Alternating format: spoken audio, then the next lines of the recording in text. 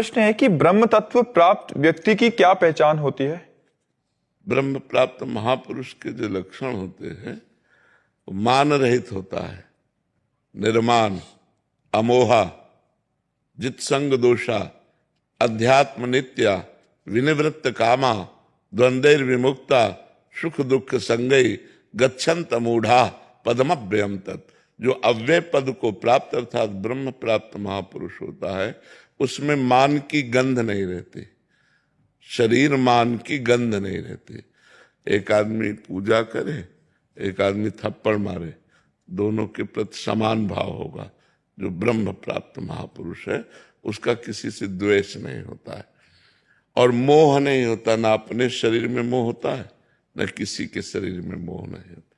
मोह अज्ञान के कारण होता है, अब चूंकि उसको ब्रह्म बोध हो गया है इसलिए किसी से मोह नहीं होता। जित संग दोषा, वो चाहे पास में कोई जहरीला सांप हो उसको उससे कोई भय नहीं, उसके संग का कोई प्रभाव उसको नहीं पड़ेगा। जो ब्रह्म प्राप्त हो चुका है गाढ़ अवस्था, ब्रह्म प्राप्त में भी 8 भूमिकाएं हैं। जो 8वीं भूमिका को प्राप्त महापुरुष है उस पर कोई फर्क नहीं पड़ता, पर जिसे ब्रह्म बोध हो गया है उसके ऊपर भी संग का कोई प्रभाव नहीं पड़ता, किसी भी संग दोष का उसके ऊपर प्रभाव नहीं पड़ेगा।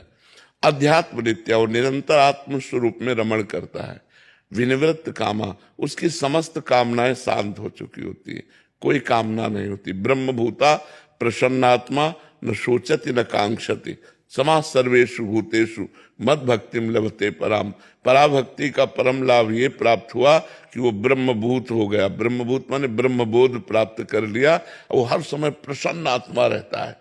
इसलिए विनिवृत्त कामा, न सोचती न कांक्षति, न कोई सोच रह जाती न कोई आकांक्षा रह जाती है।